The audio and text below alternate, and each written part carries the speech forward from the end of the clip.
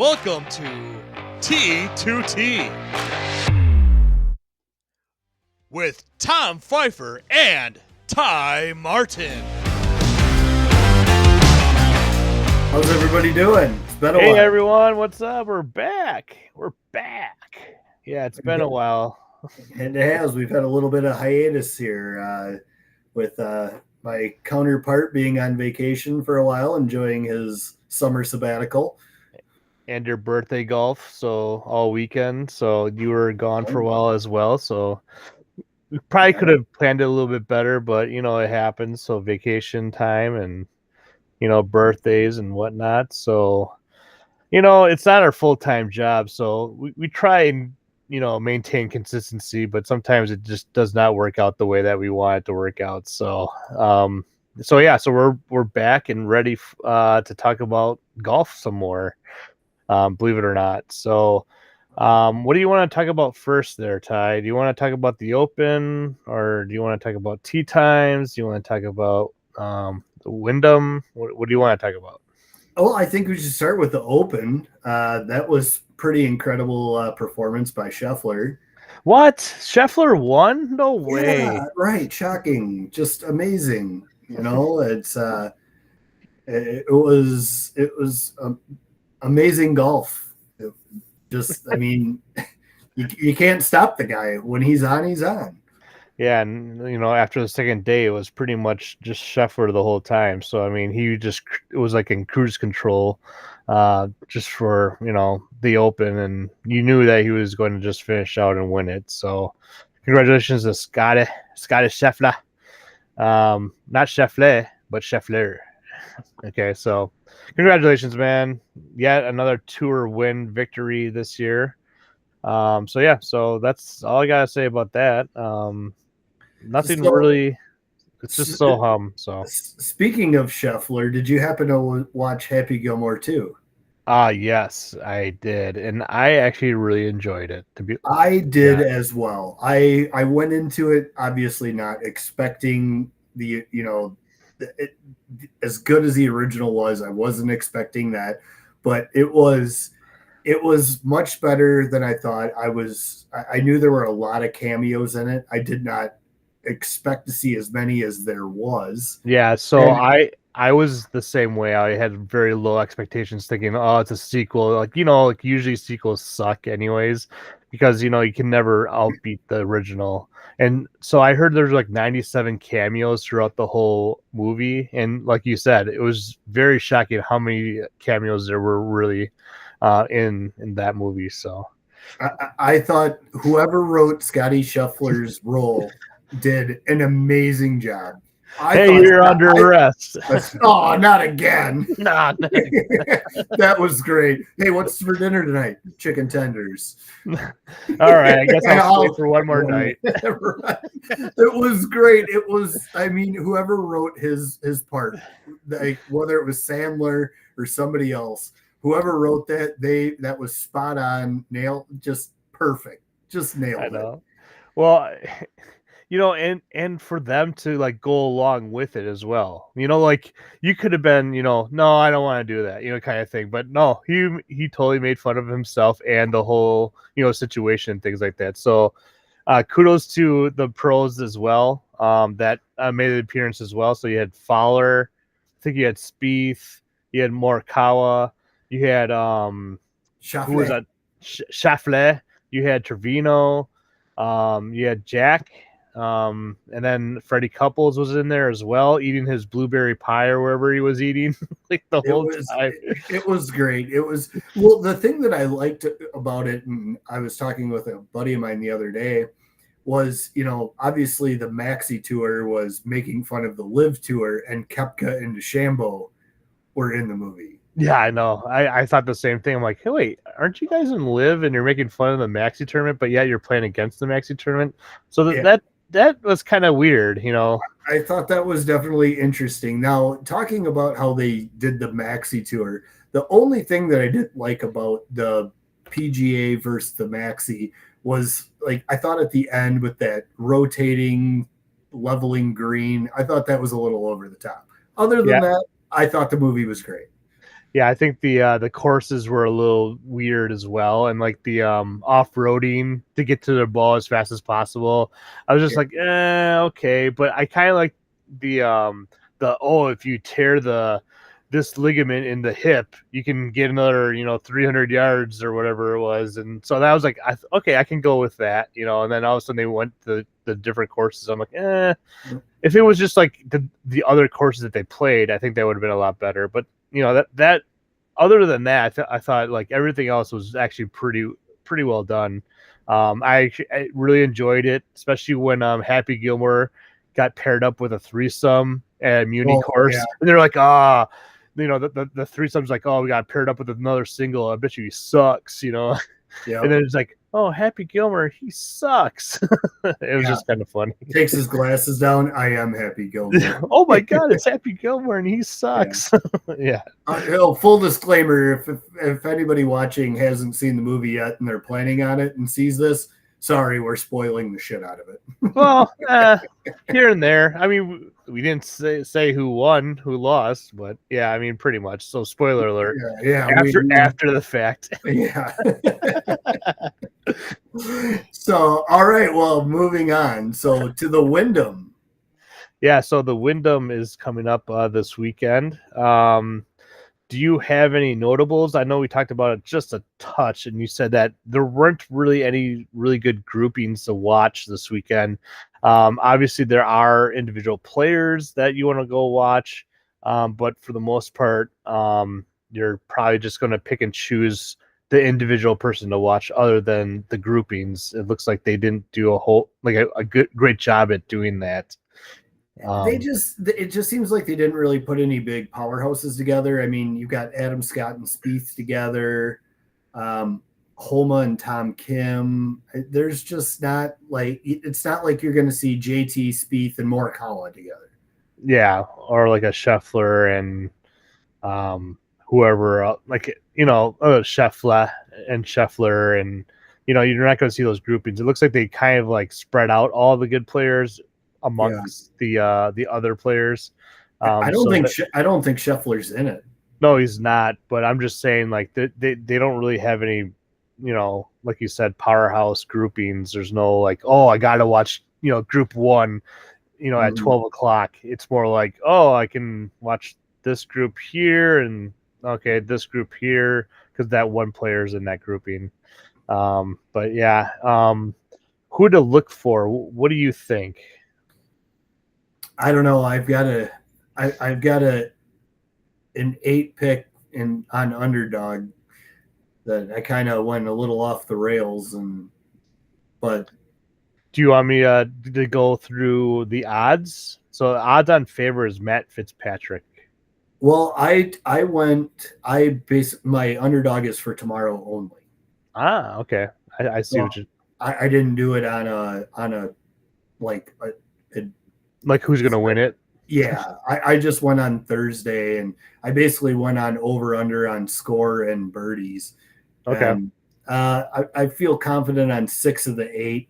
I kind of went a little off the rails on 2 of them, but $8 to win 620. Well, I mean, in order to win that type of money, you have to kind of, have a stretch on a couple of those picks. So I'm sure those 2 that you probably just just on a whim, just pick those guys. I'm sure it's for the win. And that I definitely went on a whim. I didn't look at weather. I didn't look at course conditions or anything like that, or normally I do. I do pretty well. I normally don't do an 8 pick. I normally only do a 4 or a 5. And, I only bet a couple of bucks per one, even though we don't bet on golf. Right. Wink, wink. So it looks like Thursday is going to be 90 degrees. Friday is going to be 84. Saturday dips down to 76, and then Sunday will be 78. It does not. There is a 24% chance of rain on Thursday, but everything else looks kind of calm. The wind factor is really not that much. It's the high wind factor would be 12 miles per hour, which is like nothing. I mean, there's a little bit, maybe half a club difference, but yeah, but they're in North Carolina. That's probably going to be pretty humid down there. Yeah, humidity is up there. That is correct. 72% humidity. Ugh. Yeah. That's disgusting. I don't know what you had Okay. over there yesterday and today, but we had almost a 20-degree difference between yesterday and today. Yeah. Yeah. Well, this morning was hot, and then all of a sudden now it's cooling down right now. So it's becoming bearable now. It rained here all day, and it was a 20-degree difference this morning from yesterday afternoon or evening, I guess I should say. So well, I got spoiled when on vacation. I went up to Canada to go fishing, and it was like mid 70s. So they let you into Canada? Yeah, I almost got deported, but it's all good now. Oh. Yeah, I know. I had to, basically throw money at them as I drove across the border. American dollars or Canadian dollars? I don't know. They're pretty close, I bet. Doesn't matter anymore. So who are you gonna take for this week? See, I don't really know because, like you said, the big name is obviously like Jordan Spieth. You like that, but he is like the top 10 guy right now. He hasn't really gotten to that hunt. Where like, oh, he's gonna win this one. It's more like, yeah, maybe. The one that I probably would want to look at that has a 6 o'clock tee time. I'm thinking Cameron Young. I think he's an up and comer. He's going to be looked at for the Ryder Cup. Someone to look up and see, probably be one of those players that gets better and better as time goes on and wins more tournaments in the next couple of years, and probably maybe hopefully get that Ryder Cup nod. Who knows? And then maybe the captain Keegan Bradley would be a good choice too. But I'm going to go with Cameron Young. All right. I'm switching it up. I usually take like a pretty big name, but I'm going to switch it up because I've been pretty much wrong this whole year. So Cameron Young, lock it in. Okay. So as you guys know, please do not bet on Cameron Young to win. Obviously, bet against him since we are picking that one. What about you? I'm going to go Max Homa. Max Homa. Okay. I can see that. I mean, he's been off and on. He has been coming on a little bit the last couple weeks.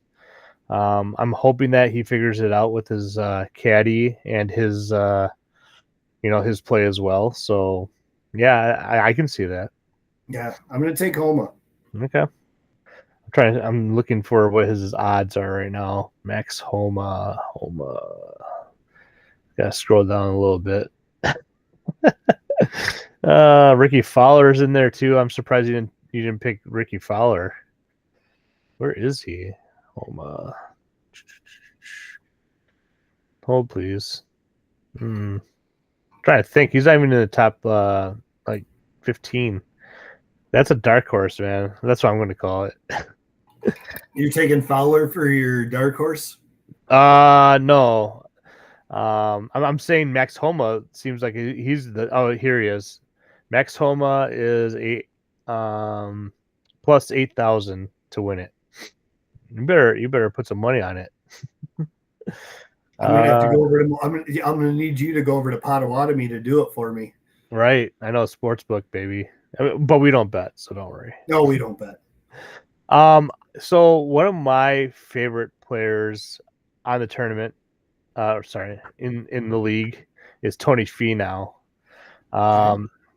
He is favored, or his odds to win is plus 9,000.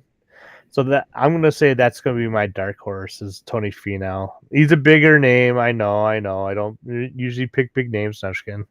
But I'm going to pick Tony Finau, and I am going to pick Cameron Young as my two lock 'em in winners. Okay. For this tournament. Both of them are going to win together. I'll take Homa as my pick, and then Alex Noren Mm-hmm. as my dark horse. Okay. All right. Yeah, there's not a whole lot about Alex, but again, up and comer. And that's why we pick these dark horses to help you guys out. If you need to fill in that one reach guy, that Ty has been picking up. Those two. Do you remember what two that you picked that was a reach, or you don't remember? You just picked some randos. Well, I picked the Women's Open. No, I meant the you said that you bet for tomorrow, right? Yeah, I've got 8 of them. Yeah, so you said that 2 of them were like a stretch, right? Like you're like, ugh. Um, Do you remember the 2 that you picked or no? well, I can look.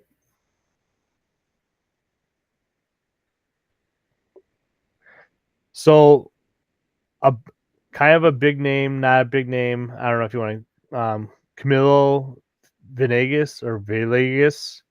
You remember him? He is probably the bigger name that's on the bottom of the odds to win it.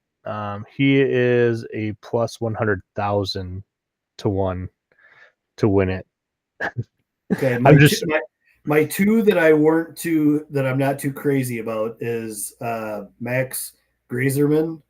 Mm-hmm. Okay. Higher than 4.5 birdies. So if you want to talk about golf, on average, it's like 2.5 per round that pros make birdie on. So every round about 2. So 4.5 is a pretty high number. Now I don't know a whole lot about this course that they're playing at.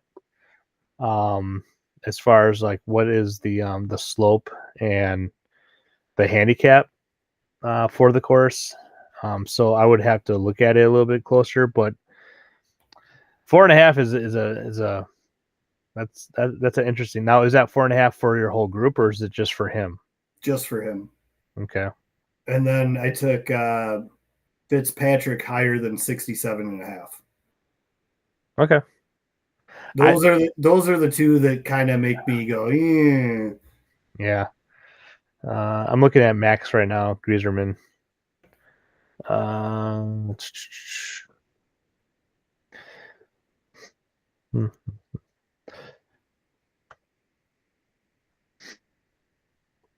Yeah, his odds are actually pretty good for finishing in the top 10, which is good. Well, that's fine. He can finish in top 10. I just need him to shoot 68 or worse. Yeah. Okay. Yeah, but you need that 4.5 birdies though, right? That was Fitzpatrick. But yeah, no, I need him to get 4 birdies or less. Yeah, it's gonna be tough for Fitzpatrick though. He's been a tear a little bit. So I mean, again, I'm with you with the kind of thing where Fitzpatrick will probably go low, and then I don't think he'll get that 4.5 birdies. But I might be totally wrong, and you might be, Nostradamus over here and pick correctly. So. Well, I highly doubt the Nostradamus, but Nostradamus. Not Nostradamus, Nostradamus. No, I don't know. Too much drama. Too much. But speaking about birdies and things like that, a little shout out to my buddy Nate. He got a hole in one this morning at Shepard's Crook, which is just south of the border. South of the border. He got it at Taco Bell. Yeah, exactly. Taco Bell. No, Shepard's Crook. So hole number 8. It's a par 3. It's 150 yards ish. Used a 9-iron, spun it back into the hole. Nice. I got the whole story. I was not there. I've yet to actually witness a hole in one in my group. I don't know if you ever witnessed one. Just even in general? In general. Yeah, I witnessed one at Odana. I think it was 2020, maybe it was either 2020 or 2021 that I witnessed one, and we were on 17 at Odana here in Madison, and guy hit one up, and we couldn't actually see the hole. And when I was paired up with 3 guys, and when we all walked up, we didn't see the ball on the green, and I just walked up. I looked down the hole, and I was like, "You got an ace, man." Guy couldn't care. He had no excitement, nothing, could care less, nothing. He walked up, reached in, picked the ball up. His buddies are screaming, jumping up, high-fiving. He walks over, and he's like, and that was the end of it. We get to the 18th tee. He puts the same ball on the tee box. His 2 buddies were just screaming, "What are you doing? What are you doing?" That guy could care less, and it was the first one he's ever had. Yeah, for me, I would probably keep the hole-in-one ball because I probably won't have one, or another one, I should say. I've oh yeah, your virtual hole-in-one. Well, yeah, I guess you could. Oh, that would be hilarious. You're running out there in the range with trying to pick up a rainbow. That ain't it. That ain't it. That ain't it. But no, yeah, the thing is, like, I've golfed with a bunch of really good, golfers, things like that. You included. Me? But I've had it where I've been in groups where we've hit the flag. I've hit the flag multiple times. I've actually hit in the hole and the ball pops out of the hole. I've had that multiple times, but I have yet to witness a hole-in-one like in my group, and I have yet to get one. And I've been like maybe a group ahead or a group behind a group that has gotten a hole-in-one, and I've seen them celebrate and stuff like that, but I've yet to be in a group where that person's gotten a hole-in-one. Now, I've seen hole outs from, like, the fairway, things like that, like, basically almost the same thing, right? So, you're like 170 out, and you hit to the flag and it goes in, right? So you get an eagle instead. So, but that is probably one ball. There's 2 balls that I would keep: the hole-in-one ball and the albatross. Those 2 I will definitely keep, because those are the holy grail of golf shots, I believe. So the only ball that I have kept was the ball that when I shot even par on 18 for the first time. Yeah. I kept that ball, but actually I kept the ball, but I ended up giving it to my grandpa That's right. who got me into the game. So that's right. Yeah, you told that story on this podcast before. That's correct. Yeah, that's the only ball that I've kept for a milestone for me.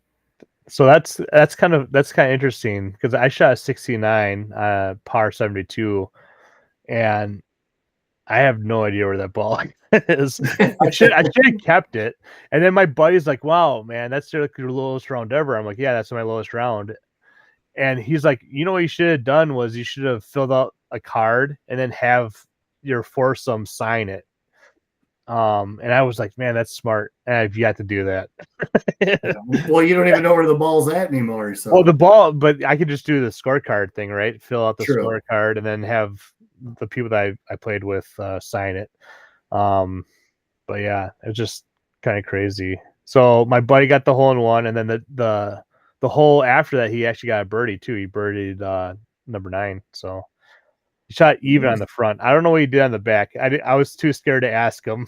So hold on, he aced 8, birdied 9, and still shot even. Yeah, on the front. So. What a loser! I'm totally kidding. I know.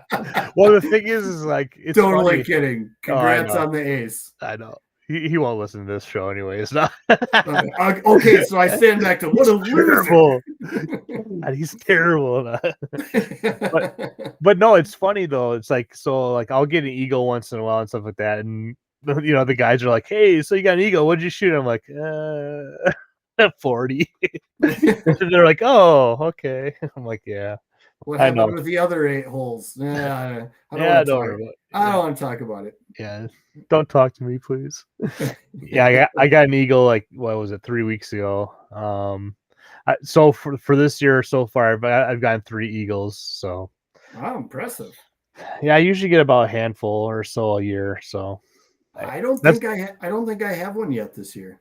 Okay. I've been close a couple of times, but One thing I have witnessed is one of my buddies I've golfed with for a long time. I saw him get his first eagle last year. Cool. And he's a good enough player where you would think, you would expect him to get eagles because he has a really good iron game. But for some reason, I'm like, every year I ask him, like, are you sure you never got an eagle before? He's like, yeah, I never got an eagle before. And finally, last year, he chipped one in on a par 5. He hit his second shot just short of the green. I mean, he probably could have putted it, but he's been really working on his short game, so he chipped it, and sure enough, it went right in. It was pretty cool to see. So Nice. yeah. So I mean, eagles are hard to get. Don't get me wrong, but I hit the ball, fairly far. So like for me, reaching par 5s and 2, I can do it more often than just a regular person, I would think. So that you definitely do hit the ball pretty damn far. yeah. So speaking of which, I did a golf outing. I won longest drive on one of the holes. So you were the only golfer. Right. No, there was actually a bunch. But yeah, I think I hit it like what was it? Like 315, something like that. Nice. Off the tee. Something like that. It was around there. 310, 320, like in between that. I didn't really, all I care about is it's in the fairway and it's past the sign. I'm like, yep, good enough. And the funny thing is, we got birdie on that hole too, even though we were less than 200 yards out. We didn't even hit the green. Oh, Mr. Ike have a handful of eagles every year. I know. I can do this. It was terrible. I hit my 5-iron and I missed the green, dude. We all missed the green. Freaking group didn't let me down. God, put the drive perfectly down the middle of the fairway. Win longest drive and still couldn't capitalize on that. We didn't even eagle that. We had 3 really good opportunities to eagle, and we did not. It was terrible. Anywho, so that's golf outing life. Yep. So I guess we don't really talk about any other sports or anything, but we're obviously Wisconsin based and go Brew Crew. Yeah. Huge series just happened. It's been a pretty crazy month. I think I saw the Brewers were 21-6 or 21-7. That's for the month of July. Crazy. What was that? A 12 or 13 game winning streak? I forget what it was. 11.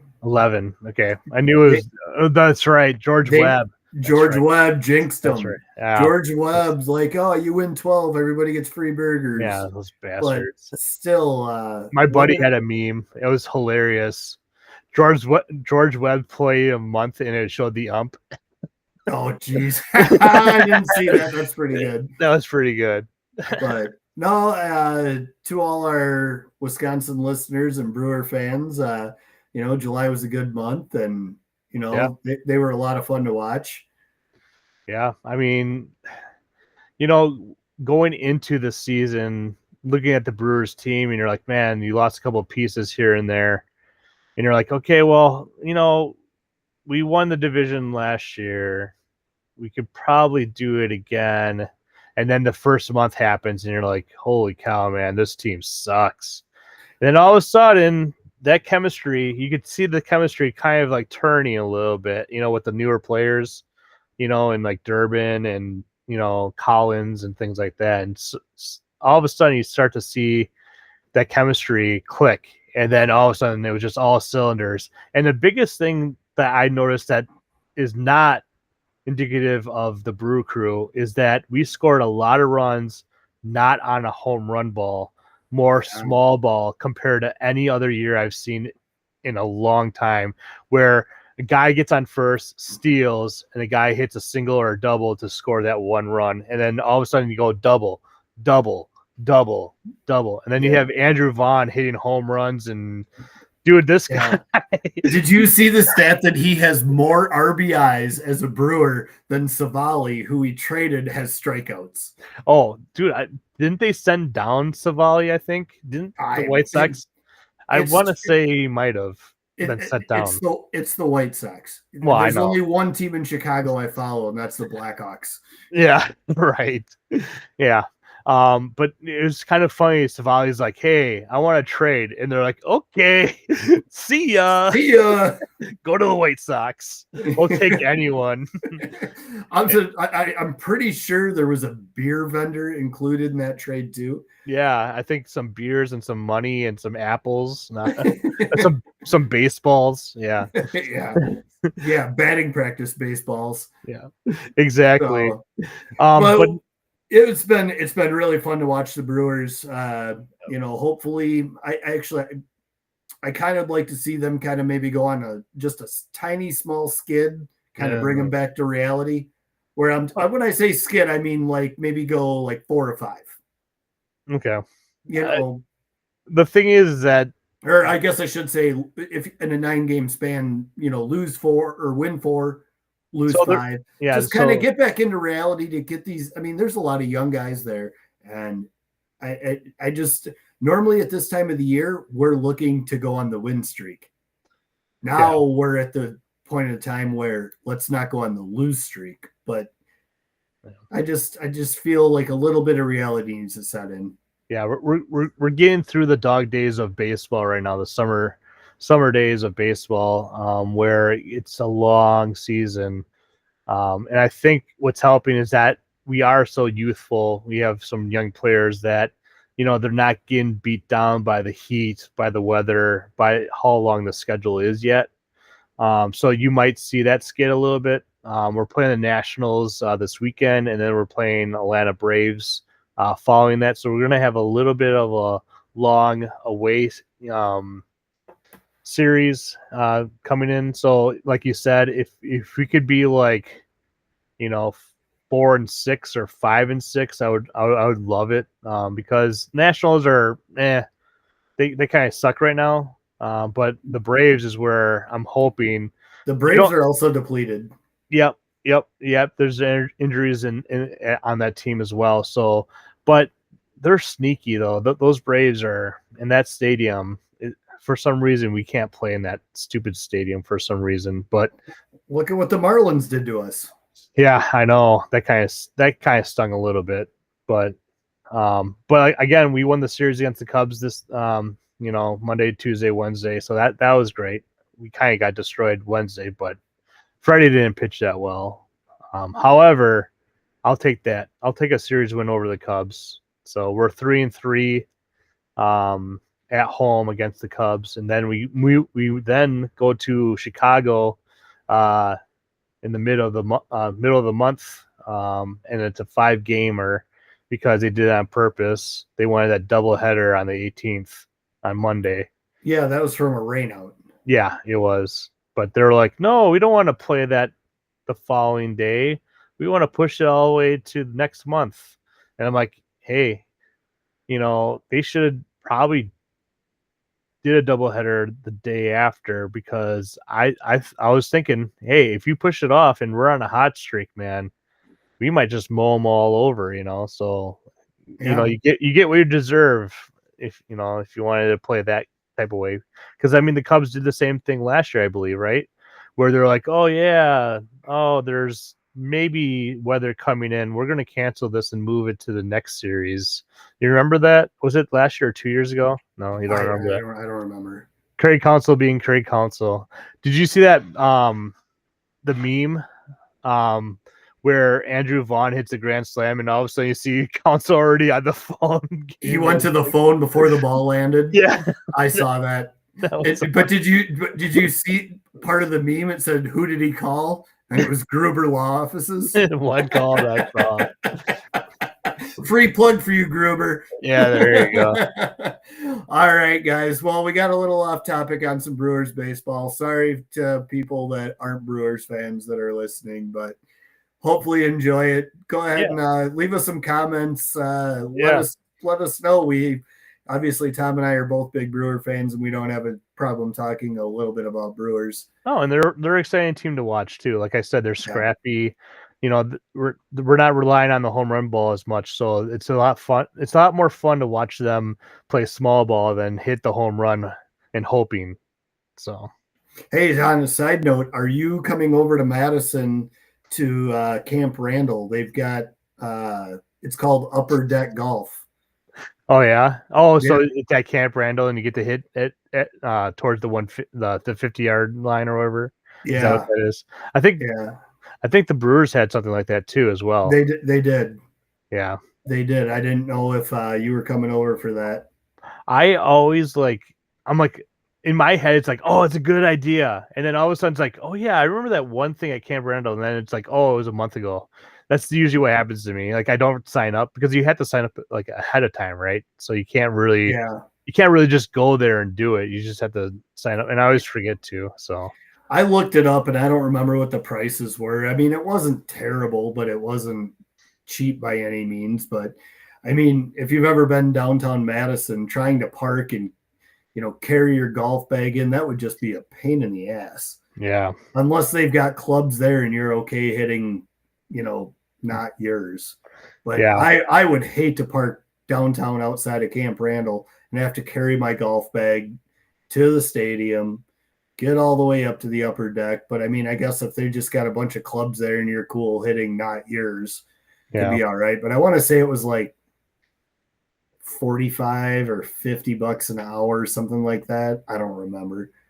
So it's not terrible. It's more of a novelty thing. Like, oh yeah, I hit off the top of the stadium, basically. Yeah. I mean, I've been to the outdoor hockey games in Camp Randall, and that actually kind of seems more nostalgic than hitting golf balls in Camp Randall. Yeah, especially when the Badgers hockey team is phenomenal. Like those, girls and guys. Yeah. Those teams are really good. So watching those teams play like Minnesota or Michigan, yeah, for sure. I think I saw the Badgers in Camp Randall hockey against Minnesota, and then I saw the Badgers men play at Lambeau Field, and I think that was no, I take that back. I think it was Ohio State at Camp Randall and Michigan at Lambeau. Okay. But that was years and years and years ago. Yeah, they used to do like the Frozen Four or wherever, and they do that tournament in different stadiums. So they did one at Lambeau. I think they did one in where was it? It was like a very unique. It was like on a river or something like that. Didn't they do it? Or maybe that was the NHL. See, now I'm like, I don't. Are you thinking of Mystery Alaska? No. This was like, I know what you're talking about. No, this was like a legit like tournament. Like it was it was like the Frozen Four, but it was like on like a river or a lake or something like that. So it was like they were talking about the logistics of like putting like bleachers on it and stuff like that. I don't know. Anywho, I still think you're thinking the movie Mystery Alaska. Maybe I am, and I just I don't even know anymore. It's getting late. Okay? All right. You're right. It's getting late. All right, everybody. Sorry for the Mystery Alaska. Mystery Alaska. Go Mystery Alaska. One call. That's all. One call. Yeah. Oh, jeez. All right, everybody. Well, thanks for tuning in, watching. Again, we'll try to keep up a little bit better on, getting a new episode. As the chaotic summer is more than halfway gone. Yeah. It's winding down. Yeah. And congratulations to Nate on his hole-in-one today. Yes, congrats, Nate. Maybe you should tell him that we talked about him, and maybe he'll listen. Yeah, right. Maybe I can get like one more person to listen to this. Awesome. Oh, so then we'll be to 13. Yes, got him. All right, man. All right. See you, everybody. Thanks. Yep. See ya. Bye. Nice. Even the cat says bye. Can you hear her? Yeah, hell yeah. I'm moving that in too.